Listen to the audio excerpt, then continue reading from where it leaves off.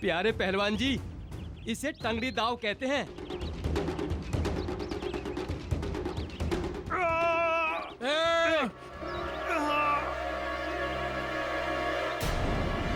दो,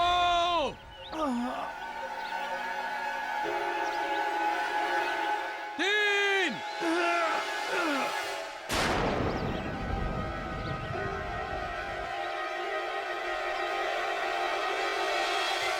इस प्रकार आज की कुश्ती प्रतियोगिता के विजेता मदन पहलवान घोषित किए जाते हैं। पहलवान की अंधे पहलवान की अंधे पहलवान की।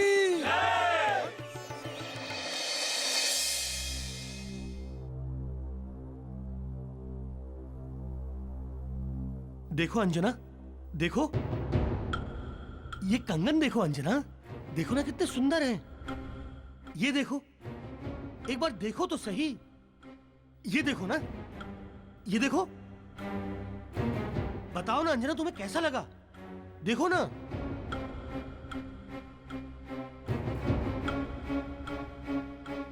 ये हीरों का हार है, कैसा है? बोलो ना अंजना, कैसा है? सुंदर है ना?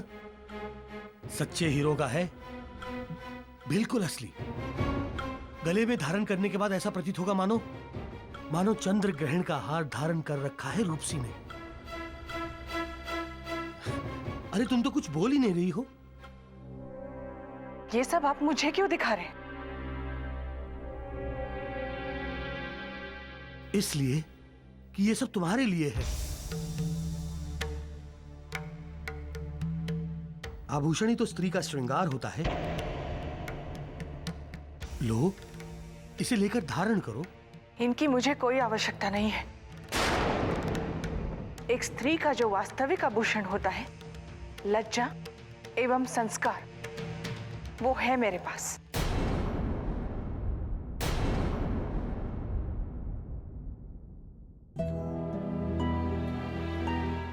तू समझती नहीं है भावनाओं को।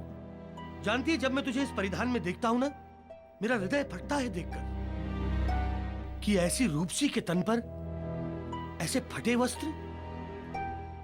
श्रेष्ठ जी, ये वस्त्र जैसे भी है मेरे पति के दिए हुए हैं। इनके सामने रेशमी वस्त्र भी तुच्छ है मेरे लिए। अरे रे देवी अंजना, किस पति की बात कर रही हैं आप? उसकी जो मेरा दास है?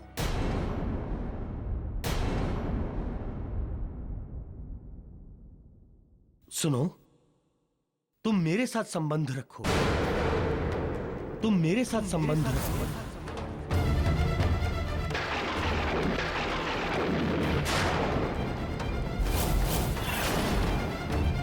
जीवन भर, जीवन भर।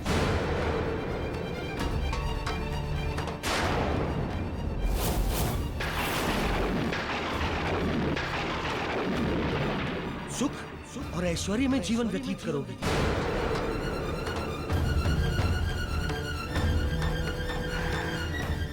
मैं अपना जीवन कैसे व्यतीत करूंगी, इसका निर्णय लेने की आवश्यकता नहीं है आपको।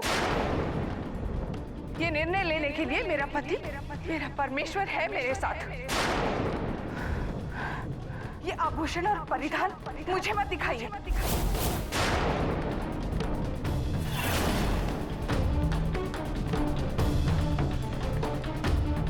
मैं यहाँ काम करने आई हूँ क्योंकि ये मेरे पति का आदेश है। और एक बात सुन लीजिए आप, अपनी सीमा का उल्लंघन कर मेरे सतीत्व को चुनौती देने का दुस्साहस मत कीजिए आप। उचित नहीं होगा आपके लिए।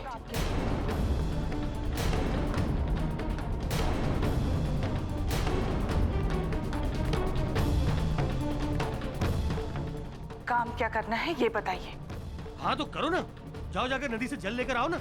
मुझसे क्या पूछ रही हो? पूछा नहीं, पहुंचा है मैंने आपके मन पर जमे हुए मैल को। आशा करती हूं कि आपकी कलुषित ये कुंडली मुझे दोबारा लपेटने का प्रयास नहीं करेगी।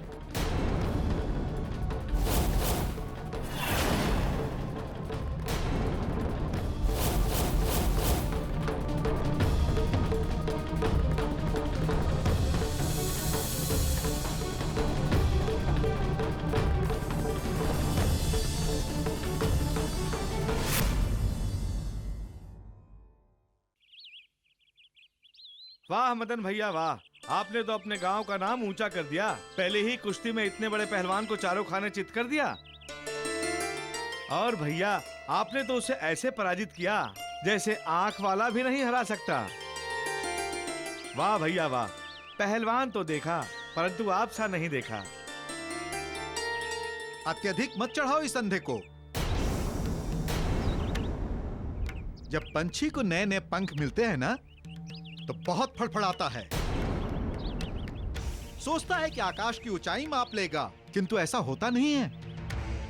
अंधे के हाथ में बटेर लग जाए तो इसका अर्थ ये कदापि नहीं है कि वो बहुत बड़ा शिकारी है। नहीं नहीं साहूकार जी, जिस प्रकार से मदन भैया बस ने बस मदन भैया मदन भैया, चलो जाओ कुश्ती का आनंद लो और इसे अकेला छोड़ो। चलो जाओ।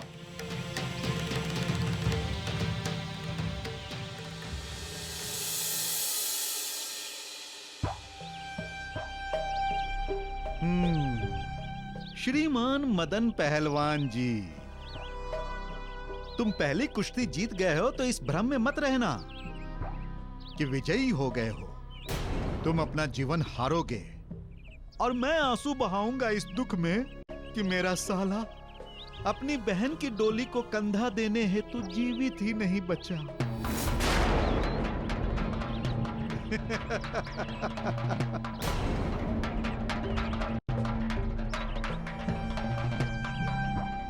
ध्यान से देख लो उसे,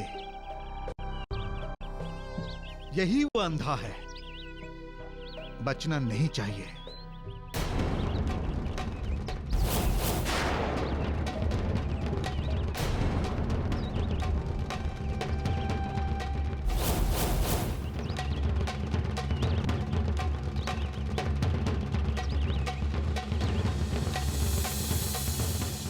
क्या हुआ मित्र, तुम बहुत क्रोधित लग रहे हो। अब अगली कुश्ती की प्रतियोगिता पहलवान दुर्जन सिंह और मदन पहलवान के बीच होगी।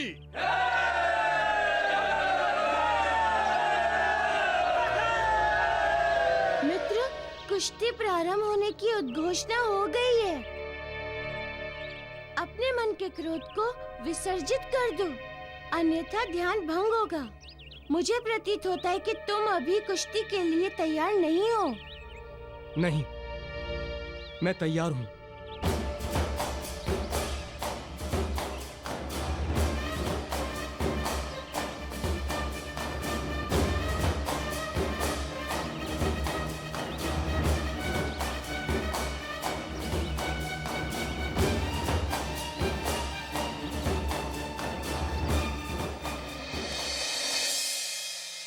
एक स्त्री का जो वास्तविक आभूषण होता है, लज्जा एवं संस्कार, वो है मेरे पास।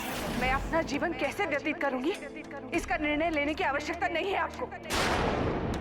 ये निर्णय लेने के लिए मेरा पति, मेरा परमेश्वर है मेरे साथ।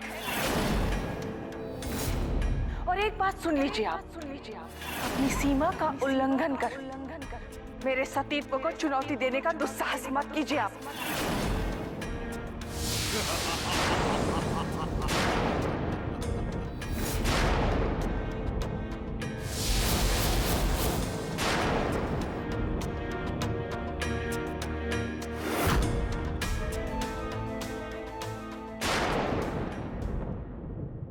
नमस्कार सेठ जी, कैसे हैं आप? लाइए, हमारे वो 30 घड़े तेल हमें दे दीजिए। तैयार तो है ना? सेठ जी बड़े आकुल व्याकुल दिख रहे हैं। क्या हुआ? कहीं हमारे द्वारा की गई मांग को पूरा नहीं करने के विषय में तो नहीं है ना?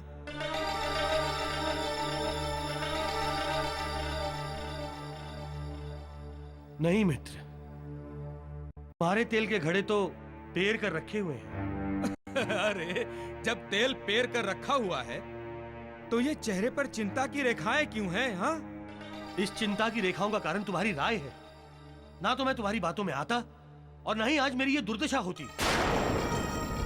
उस दास की स्त्री को पाने का स्वप्न मेरी सुख शांति, मर्यादा, प्रतिष्ठा सबको हर ले गया है। अरे मित्र, किंतु हमें भी तो विस्तार से बताइए, अब हुआ क्या है? मैं हर प्रकार का प्रलोभन देकर थक गया, परंतु वो है कि अपने स्थान से तनिक भी नहीं हिली। वो उस दास को ही अपना पति परमेश्वर मान बैठी है। न जाने क्या है उस वानर व्यक्ति में कि एक मक्खी के समान उसी गुड़ पर चिपकी हुई है। बल, बल सेठ जी, बल। बल? इसका क्या अर्थ है?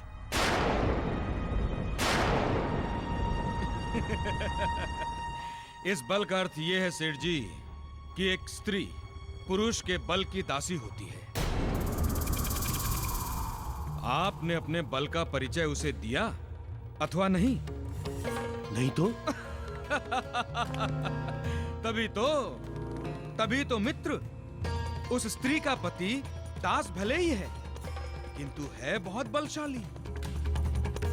इसीलिए उसकी तुलना में वो तुम्हें शक्तिहीन समझ बैठी है, वो तुम्हें निरर्थक समझ बैठी है। इसीलिए तो अंगीकार नहीं कर लेती वो तुम्हें।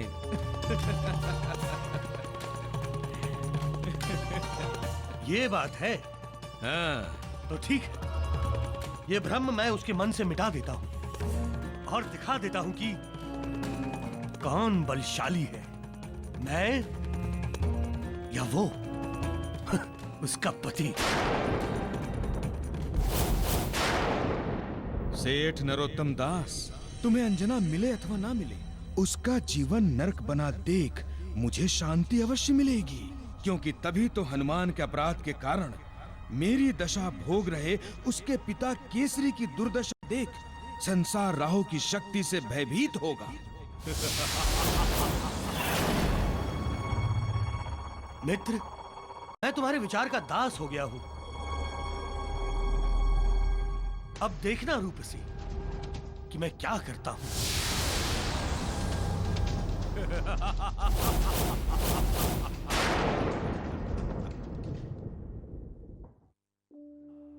देव ऋषि, एक बात समझ में नहीं आई।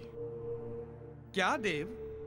यही कि माता अंजना का राहु की शांति हेतु उपचार करने के पश्चात भी राहु का प्रकोप माता अंजना एवं केसरी जी के जीवन से समाप्त क्यों नहीं हो रहा, जबकि माता अंजना ने राहु के नाम की पूजा अर्चना एवं दान आदि सब किया ही है। उस पूजा और दान का राहु पर प्रभाव भी पड़ा था। फिर ये कौन सी अड़चन उनके मार्ग में आ खड़ी हुई है देवर्षि? नारायण नारायण, आपका प्रश्न सर्वथा उचित है देवों, कि पूजा एवं दान आदि के पश्चात भी ऐसी अड़चन क्यों? देवों, ये माता अंजना की पूजा एवं दान आदि का ही तो प्रभाव है कि राहु अब प्रत्यक्ष रूप से उनके जीवन पर प्रभावकारी नहीं है। वो अब अप्रत्यक्ष रूप से दूसरे के माध्यम से उनके जीवन में हानि पहुंचाने का उद्यम कर रहा है। अंधा पहलवान की जय! अंधा पहलवान की जय! शांति शांति शांति, मल्ल युद्ध आरंभ हो।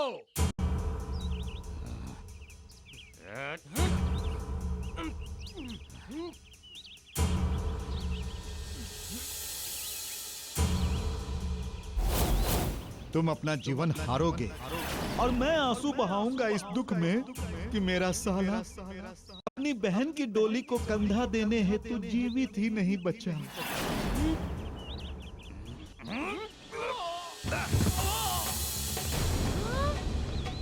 अरे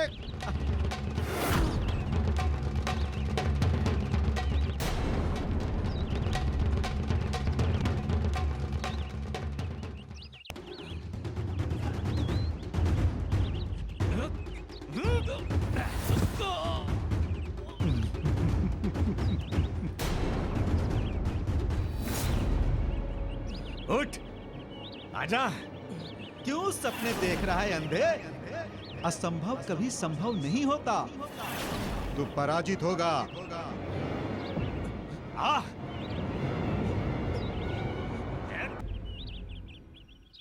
और आज इस प्रतियोगिता के विजेता दुर्जन सिंह को घोषित किया जाता है।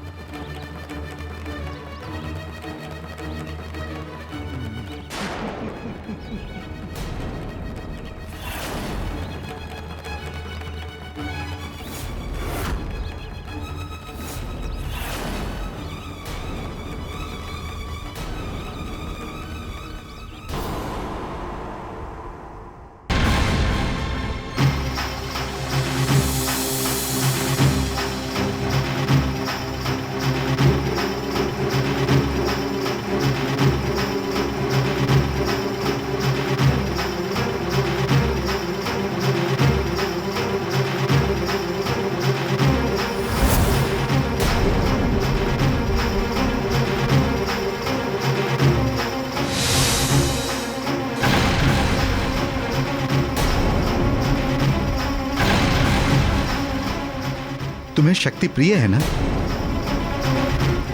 आज मैं तुम्हें एक पुरुष के बल का आभास कराता हूं।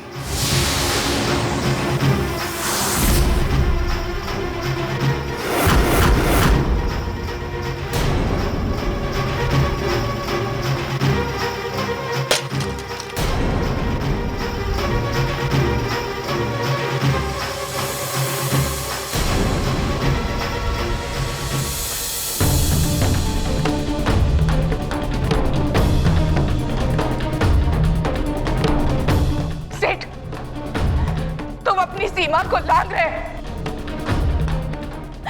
इसका परिणाम अच्छा नहीं होगा। रुक जाओ भाई, मैं कहती हूँ आगे मत बढ़ो।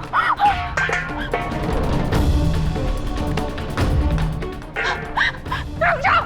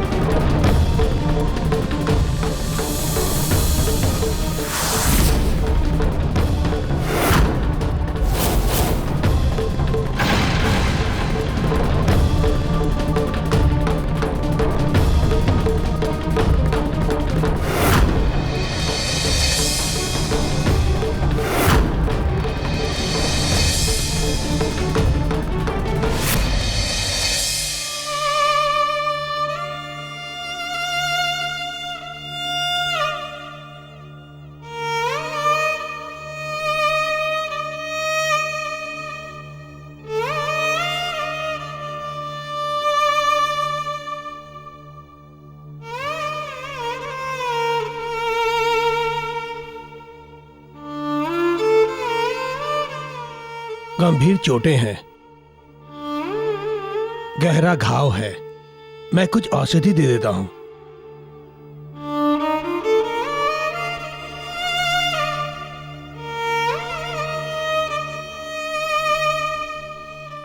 ये लो, ये लेप लगा देना, शीघ्र लाभ मिल जाएगा।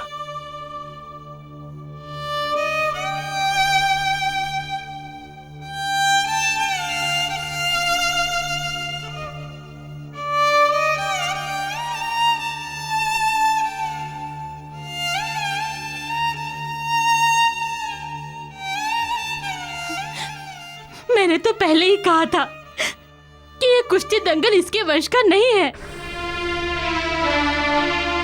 भला एक नेत्रहीन कुश्ती कैसे लड़ सकता है? डाल दिया ना अपने प्राणों को संकट में। क्या लाभ हुआ और आगे भी क्या लाभ होगा? होना तब भी वही था जो साहूकार चाहता था और होगा अब भी वही जो वो चाहता है।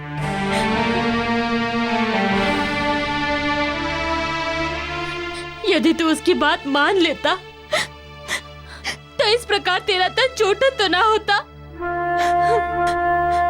मुजस्सार के जीने के आसरे पर ऐसा गहरा संकट तो ना आता।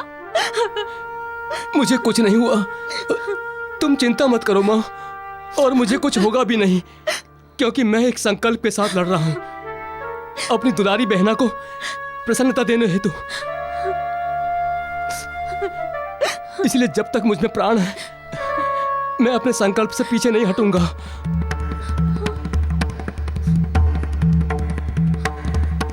मैं लड़ूंगा, दोबारा लड़ूंगा।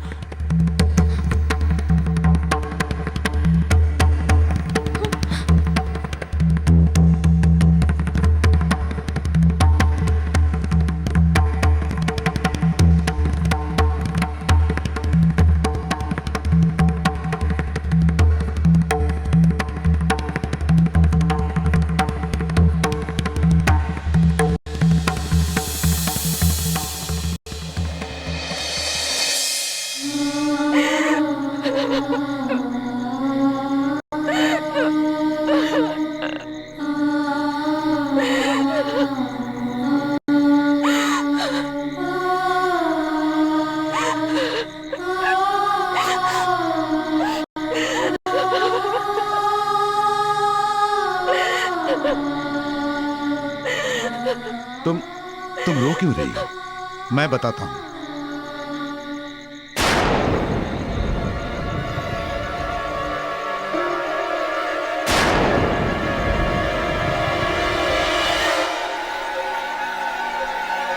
वास्तव में मुझसे आज भूल हुई है। वास्तव में हुआ यह है कि मैंने जब से तुम्हारी पत्नी को देखा है, उस दिन से मुझे मेरी स्वर्गवासी पुत्री की स्मृति हरित हो गई है। और आज जब मुझसे रहा नहीं गया तो मैंने तुम्हारी पत्नी की कलाई पकड़ ली।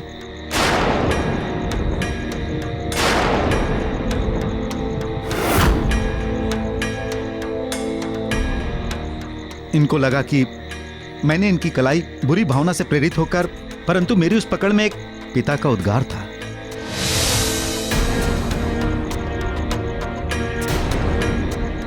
बस पूरा यही वृतांत है केसरी। अब तुम ही बताओ कि मैं कहां से और कैसे गलत हूं।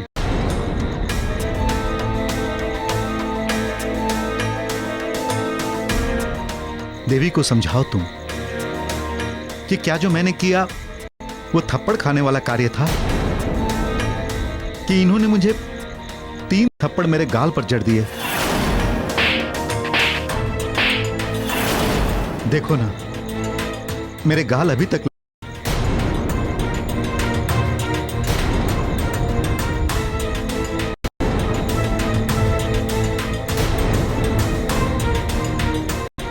अंजना, ये तुमने क्या किया? हमारे श्रेष्ठ जी का अपमान किया, जो हमारे लिए भगवान स्वरूप हैं, जिन्होंने हमारे जीवन यापन के लिए हमें आश्रय दिया। तुमने बहुत बड़ा अनुचित कार्य किया है आज। कि तू आप मेरी बात सुनते। अरे नहीं केसरी, इन्हें कुछ मत कहो। भूल तो मैंने की थी, इसीलिए तो मैं इनसे अपनी भूल के लिए क्षमा मांगने आया हूं।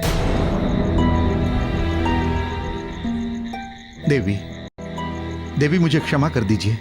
मेरी क्रिया अवश्य गलत थी, किंतु क्रिया का कारण गलत नहीं था। मेरे मन के भाव में खोट नहीं था। अब जब तक आप अपने मुख से ये नहीं कहेंगी कि मैंने क्षमा कर दिया, मैं आपके चरणों को नहीं। अरे श्रेष्ठ जी, ये क्या कर रहे हैं आप? भूल अंजना ने की है, क्षमा ये मांगेगी। अंजना, श्रेष्ठ जी से क्षमा मांगो।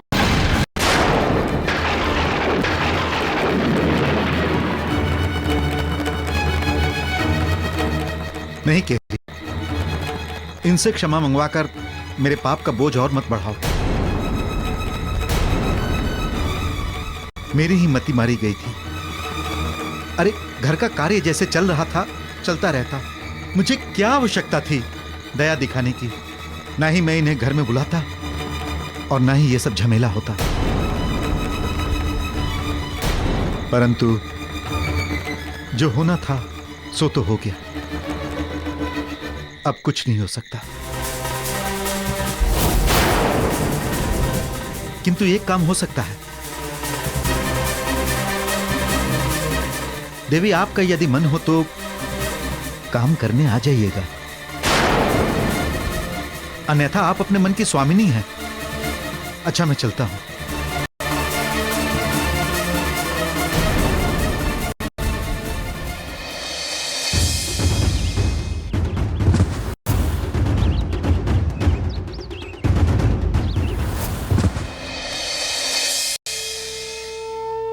तेरे इसी हट के कारण तुझे पता भी है तेरे बहन पर क्या बीत रही है, वो क्या सोच रही है। तेरी स्थिति का दोषी वो स्वयं को समझ रही है, स्वयं को। तू अब कुश्ती नहीं लड़ेगा, पलटकर देखेगा भी नहीं अब अखाड़े को, समझा तू?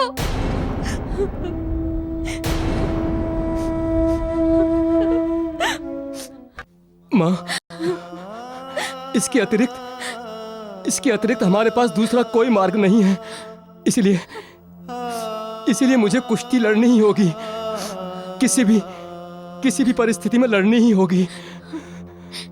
ठीक है, तुझे जो करना है तू कर, मुझे क्या। रख लूंगी अपने हृदय पर पत्थर, कर लूंगी संतोष कि तू।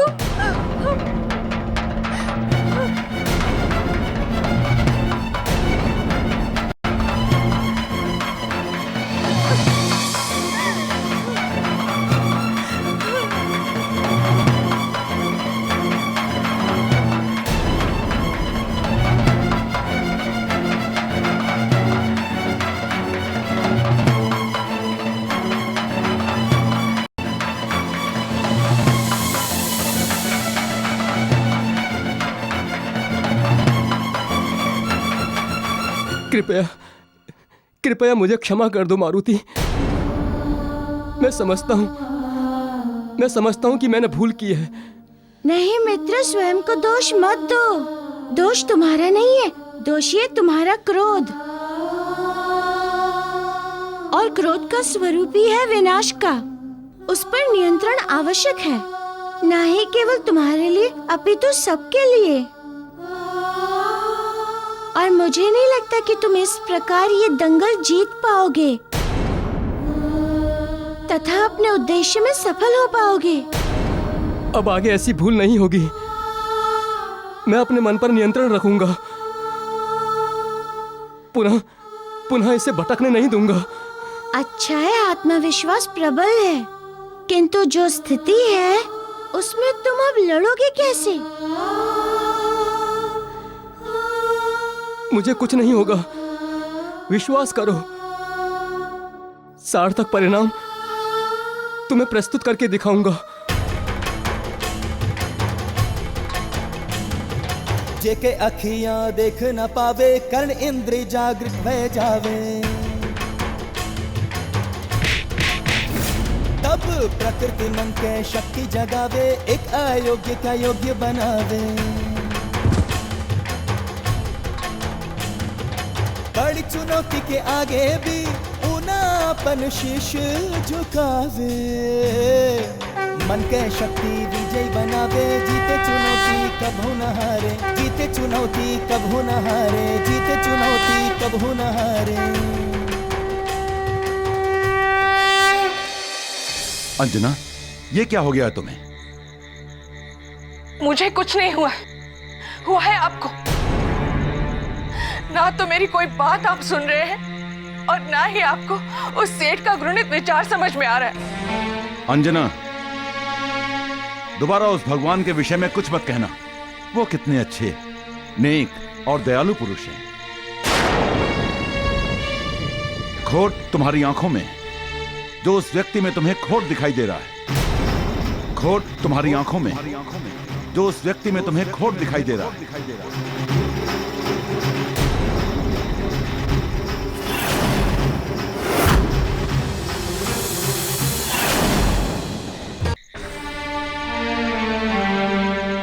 वो वैसा व्यक्ति नहीं है। बस अंजना, मैंने कहा ना कि उनके विषय में एक भी अभद्र बात नहीं सुनूंगा। चुप हो जाओ। कल से तुम वहां जाकर काम करोगी। नहीं, मैं उस पापी के यहाँ काम करने नहीं जाऊंगी। प्रथम बार आपकी पत्नी होने के नाते आपके आदेश पालन हेतु मैंने वहां काम किया था, किंतु अब नहीं, क्योंकि वहां मेरा सतीत्व संकट में है। और मैं अपने सतीत्व को संकट में डालकर कोई भी काम, किसी का भी काम नहीं करूंगी, फिर चाहे उसके लिए मुझे भूखा ही क्यों ना रहना पड़े।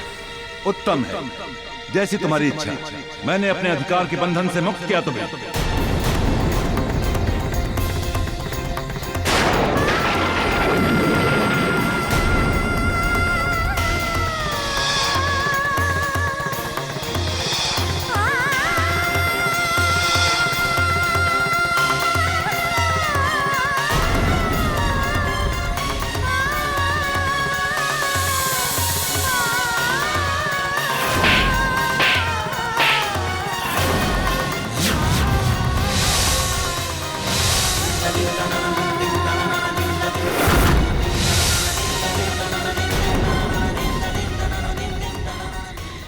अंजना, तुम्हारी पूजा से मेरा असर कम हो गया है, इसीलिए मैं किसी और के द्वारा तुम्हारे जीवन में प्रवेश करूंगा। और एक बात याद रखना अंजना, राहु जहां जिस स्थान पर भी जाता है, वहां की स्थितियां, परिस्थितियां, धर्म एवं नैतिकता सब कुछ बदल देता है, भ्रष्ट कर देता है सब कुछ।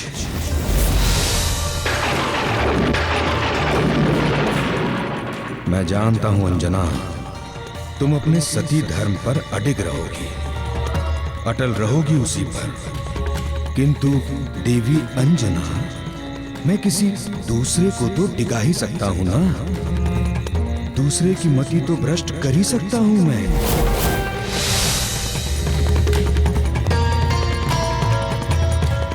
फिर देखता हूं कि तुम कैसे रक्षा कर पाती हो अपने स्त्री धर्म की।